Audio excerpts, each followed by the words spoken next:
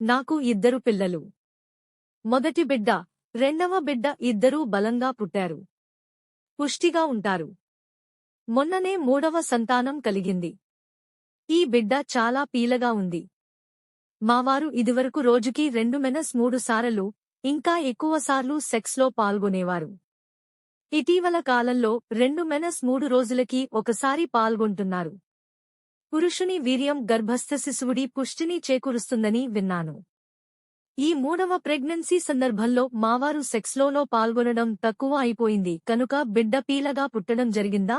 పురుషుని వీర్యం గర్భస్థ శిశువుకి పుష్టిని చేకూరుస్తుందవడం నిజం కాదు. తల్లి ఆరోగ్యాన్ని బట్టి, తల్లి తీసుకునే ఆహారం బట్టే గర్భస్థ శిశువు ఆరోగ్యం ఆధారపడి ఉంటుంది. మీ మొదటి 2 కాన్పుల్లో మీరు ఆరోగ్యంగా ఉన్నారంటే ఆ సమయంలో మీరు ఆహారం చక్కగా తీసుకోవడం ఉండి ఉంటుంది. అందుకని ఆ బిడ్డలిద్దరూ బలంగా పుట్టారు. 2 కాన్పులు అయ్యేసరికి మీ ఆరోగ్యం తెలియకుండా క్షీణించింది. అందువల్లే మీ మూడవ బిడ్డ పీలగా పుట్టడం జరిగింది. అంతేగాని మీ వారు సెక్స్లో తక్కువ పాల్గొనడం కారణం కాదు.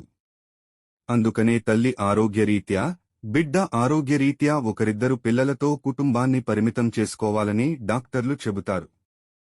ఇప్పటికైనా మీ సంసారాన్ని పరిమితం చేసుకోండి.